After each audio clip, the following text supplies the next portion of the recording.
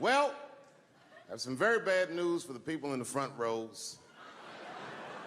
I heard that some of you paid as much as $800 for your tickets. Sadly, I did this same show a couple weeks ago in Atlanta for $60 a head. Can you imagine?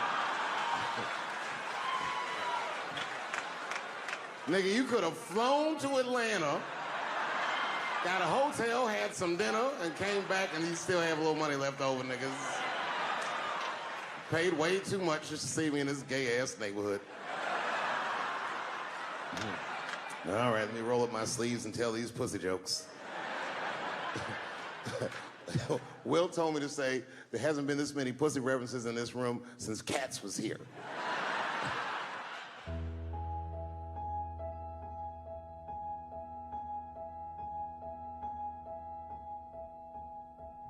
And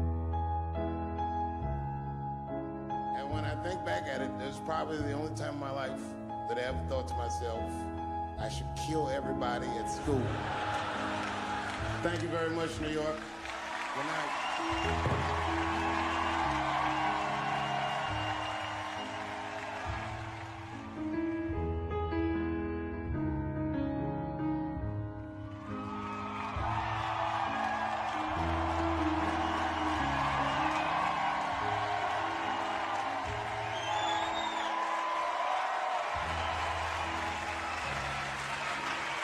Thank you guys very much.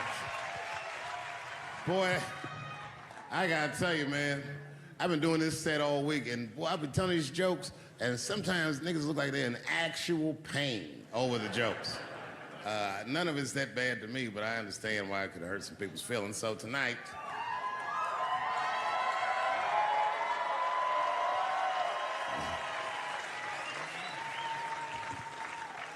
I'm gonna give you an opportunity that I rarely give anybody.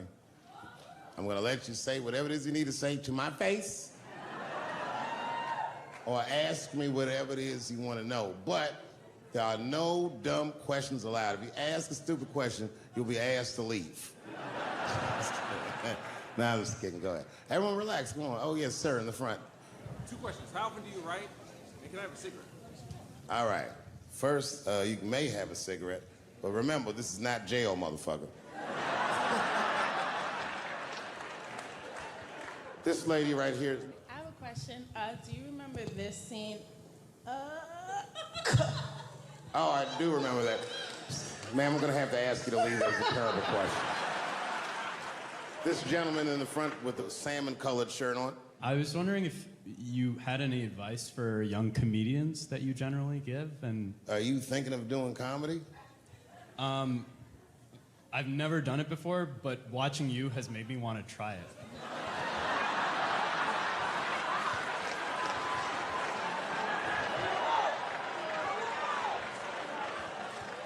I don't know if that's an insult or not. It's a compliment. It's. I mean, niggas don't say I've never done brain surgery, but it looked a lot easier than I thought. I'm teasing. All right, here'd be my advice. Okay, I don't know how comedians start nowadays, right? But what I would suggest is just start.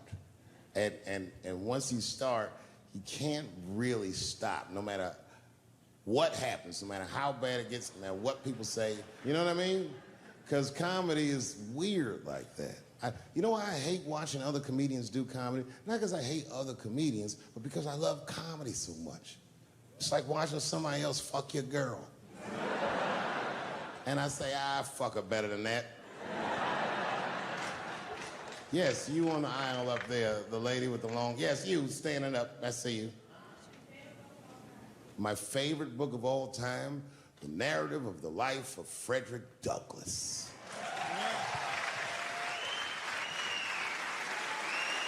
That guy with the baseball hat.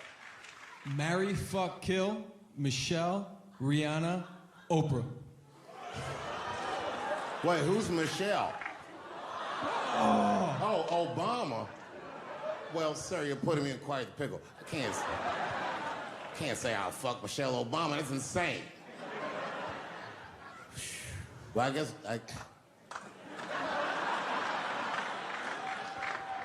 I mean, because I wouldn't kill any of those women. But I'd fuck all three of them.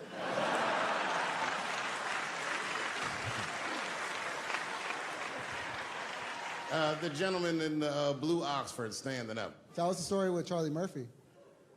Tell a story about Charlie Murphy? Or your favorite. Boy, there's so many good Charlie Murphys. You know, the thing with Charlie Murphy is he used to just make us laugh all the time. And I used to ask him about all the old Hollywood shit I was curious about. Like when they used to accuse Michael Jackson, I remember asking once, I go, Charlie, do you think Michael Jackson actually did those things? And he said, let me ask you a question, Dave. He said, say it is illegal to fuck women. How long are you staying out of jail?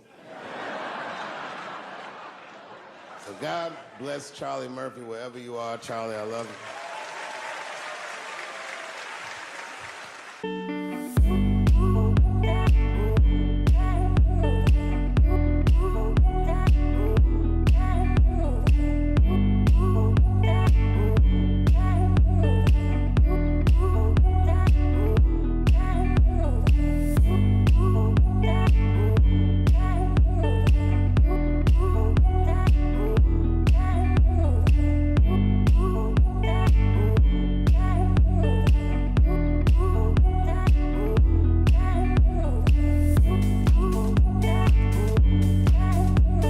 Who do you think is going to win the 2020 election?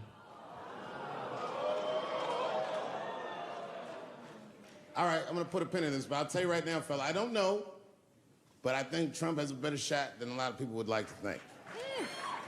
I'm just saying, it all depends on how the left talks. The way we're talking is not gonna win the fucking ball game. Donald Trump's over there on the right, grabbing handfuls of pussy. Joe Biden can't even smell hair over here. Fuck this side. All right, man, go ahead. Thank you so much for this show. And How old are you? 25. 25? Yeah. Boy, don't let R. Kelly see you. He's gonna pee on you by accident. Oh, my bad. I thought she was 15. Yuck. I'm totally joking. I'm sorry. My question is there anything you've learned from another comedian that you feel like will stay with you for life? I tell you what, miss, that's a good question. Yes, is the short answer. A longer version of it is this. I was raised by comedians. I started doing stand-up when I was 14. The other day, I went to a comedian's funeral, and I realized as we was putting this motherfucker in the ground that these people are at least as influential to me as my family. I rock with these niggas till the wheel falls off. We fight and we fuss and we are jealous of each other and we get mad at each other, but my life wouldn't have been what it was without each and every one of them, and I consider them my family. That's the answer. My favorite club in America is a club in San Francisco called the Punchline. It's a very small room. It's a 200-seat room. And I was working out the material that was going to be the show tonight. I still hadn't figured out exactly how to say what I wanted to say, but I was doing pretty good. And I was doing some Me Too jokes. And a woman stood up from the audience and she was crying. Clearly, it was a white woman. She says to me, you can't say that. It's a 200-seat room, it's a very small room. I'm like, what the fuck are you, like, miss, are you okay? What are you doing? She says, you can't say that. I said, yes, I can, it's my show. I'll say whatever the fuck I want. The crowd's like, ooh, like this. And then she gets up from the table and she starts making a big, like, show, just pushing through the aisles and all this stuff. And there's like a curtain right before the front door. And she gets to the curtain and she's crying. It's fucking crazy. She says, I'm sorry I was raped. It's a fucking comedy club. It's like loud farting, getting out of an elevator. Nothing funny can happen in here. Now I'm trapped in a room with this woman's fucking stink.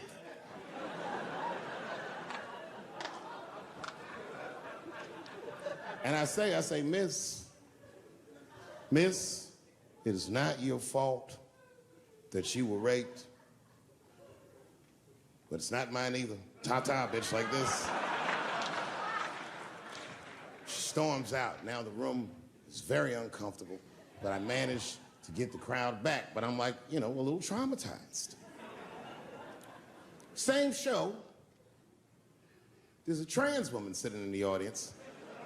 This is a true story. This was like a few weeks ago. I did 6 shows that weekend. This trans woman came to 4 of them. Calls herself Daphne. Man, this chick Daphne was in there cracking the fuck up at everything I said about everybody. It was amazing. She was laughing, and it was fun to watch her laugh. You could tell she was letting go with something that was heavy, and she'd throw her head back, and she'd smile with all her teeth. She was having a great time. And the more fun she had, I felt bad, because I knew I had some trans jokes to unload. And I thought to myself, maybe I shouldn't say these jokes because I don't want to like fuck her evening up. She's having so much fun. But then I thought to myself, well, if I can't say it in front of her, should I say this shit at all? So I let her rip. To my surprise, Daphne laughed harder at the trans jokes than anybody in the room. In fact, everybody in the room would look at her to make sure it was okay.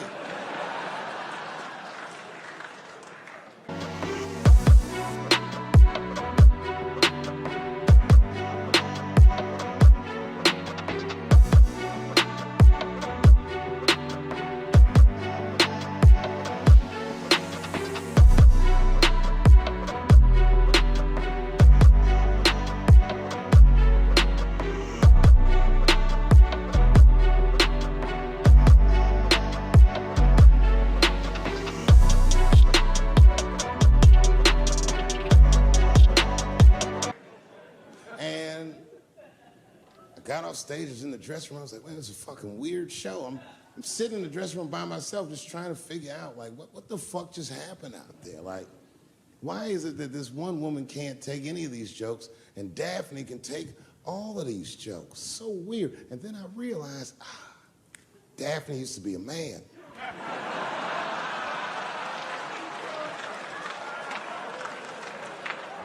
So now I go out of the dressing room and like you can see like all the staff was there like cleaning the club up, the audience had gone, and sitting at the bar by herself was Daphne. And she's like, hey, Dave, come join me for a drink. And I don't want her to think that I'm transphobic or nothing, so I'm like, fuck, I guess I could have at least a drink. And we get some tequila and we're sitting there. And she was fucking cool. Turns out that Daphne, she wants to be a comedian. She was asking me for advice, and I told her advice and all this shit. And then she says to me, she says, boy, you sure do get a bad rap for your trans jokes. I said, Daphne, thank you, but you don't have to say that. I hope I didn't offend you. She goes, no. She said, in fact, I read about you in the New York Times. I said, you did? She said, yeah. She said, I thought it was interesting that they blamed you for R. Kelly. They said you normalized him for telling jokes about him. I go, yeah, they said that. She goes, I wonder why they never said that you normalized transgenders by telling jokes about us. And I'd never thought about that. It never occurred to me. And we started making out. And then like, I reached up just to see what it felt like. I was like, what? And it felt like pussy, did it? I was just like, go ahead, ask me a question. What the fuck you gonna do if Trump get reelected? What am I gonna do if Trump gets reelected? Probably get a significant tax break.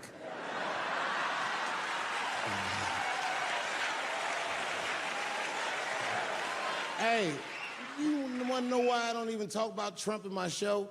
Because that motherfucker is not the hokey pokey. He is not what it's all about. There's millions of people that put him in power, and the ideas that he puts forth are not his own. He's singing poor white people's greatest hits. So why the fuck would I worry about him and not the other millions? I really know who I'm gonna vote for next time if things keep going the way it's going is that gay dude. No, Mike Pence.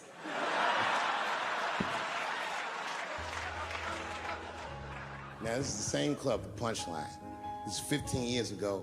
and I had just gotten back from my infamous South Africa trip. And I came to the punchline just to cheer myself up. It's a safe place where I could tell some jokes. And I find out that this comedian I know, Chris Tucker, who's in all those Rush Hour movies, I find out that Chris is in San Francisco too at some charity event. So I call him, I'm like, yo, I just saw you at some charity event. I said, I'm doing a show at the Punchline. Why don't you come by the club after your event? And he's like, cool, Dave. I thought you was dead, nigga. I'll come by. He says, is it okay if I bring some friends? Because, you know, I'm with a lot of people. I go, man, you Chris Tucker. You can bring whoever the fuck you want. And then I show up to the club late that night, and I walk into the dressing room, and sitting in the dressing room is Gavin Newsom, who at the time was the mayor of San Francisco, but now he's the governor of California. And sitting next to him was Kamala Harris, who at the time was the DA of San Francisco. Now she's the senator from California that's front-running on the Democratic ticket. And sitting next to her was Al Gore. It's fucking weird. And sitting next to Al Gore was the guys from Google, Sergey, and I don't know how to say these. All right. And it was Chris Tucker and Ben Jealous, who at the time was the president of the NAACP, who was all just at this big charity dinner, and Paul Mooney was drinking scotch. And we all was just in there. And, you know, first I was a little uncomfortable when we started talking, and we all got along really well. At some point, Kamala Harris she says to me, she goes, you know, a friend of mine is announcing his candidacy for president tomorrow. I went to college with him. I'm like, what? I go, Barack Obama? She goes, you've heard of him? I'm like, yo, I just read about this dude. And she goes, yo, yeah, blah, blah, blah, we talking. She goes, you know what? She says, let's call him on the phone. I said, what the fuck? And she picks the phone up and she dials and she's listening like this. And she goes, this is voicemail. And she gives me the phone, she goes, leave him a message. You know, I didn't know what to say. I just said what you say to any black dude that's running for president. You know, stay low, running a zigzag pattern, this kind of shit.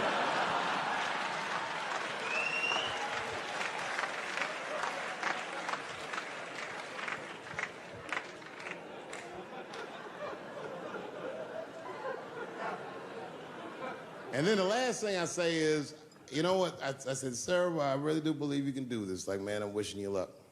Now, next day I wake up and go for coffee at a place called the Embarcadero. It's like an eatery by the sea in San Francisco. And I'm walking to the coffee shop, and there's a police line, and I can't cross the tape. But then I figure, fuck it, I'm Dave Chappelle, so I go into the thing like this. And the police yoke me. These motherfuckers, like, tackle me immediately. And I see over the police's shoulder Gavin Newsom. I couldn't remember his name, but I remember the night before I had kept teasing him and saying he looked like Christian Bale, the guy from the Batman movies. So I see him and I can't remember the name, so I'm just like, Batman, help!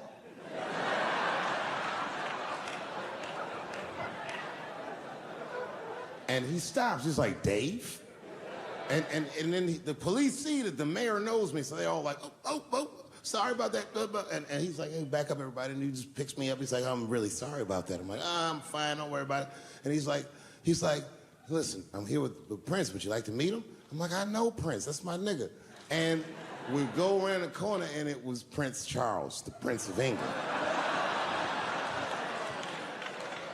I didn't know the protocol of meeting royalty. You're not supposed to touch him. I dapped him up like a nigga. My nigga. Wow. Just hugging him and shit like this, dapping him up. Like this. And that nigga was cool, too. I was like, it's really fucking weird. And then I was just out there in the upside down, not having no TV show, trying to figure life out. And the election was going on in the background. And this guy, Barack Obama, was picking up steam. This motherfucker was killing it. And I had a chance to go to the last debate on the Democratic ticket, and I went. It's me and Chris Tucker sitting in Myrtle Beach, South Carolina. It's the last three candidates. It was Barack Obama, John Edwards, and Hillary Clinton. Now, Obama's a lot taller than Edwards and Clinton, and he had the center podium. And at one point, they're all on stage, and they start fussing, and Obama goes, look, none of us are perfect, like this. And his hands was like this, and there was light shining behind his head, and the other two candidates was looking up at the nigga, and I was sitting in the audience like, this nigga looks like Jesus.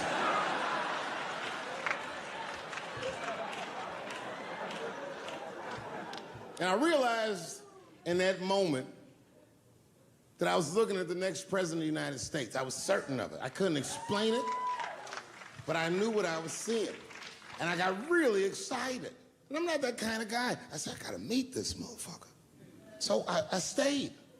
They were all on stage doing interviews, and I just waited. I was waiting and waiting, and then John Edwards was done with his interviews first, because everybody knew he wasn't gonna win.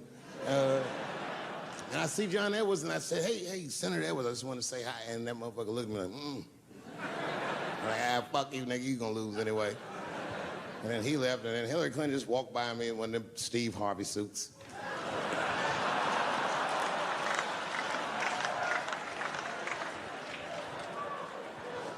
But Obama was taking forever. Everybody wanted to talk to him. When I knew the media saw exactly what I saw, there was no question about it. That was the guy. I waited and I waited, and finally, must have been over an hour and a half, he finishes his last interview. He's like, well, thank you very much. Good talking to you. And he turns around, and we make eye contact. He sees me, and when he sees me, he looks over, he goes, Dave Chappelle. And Obama did me the same way I did Prince Charles. He dapped me up, and he like bro hugged me, and he pulled me in, and I'll never forget this. He said in my ear, I got your message. Thank you very much, New York.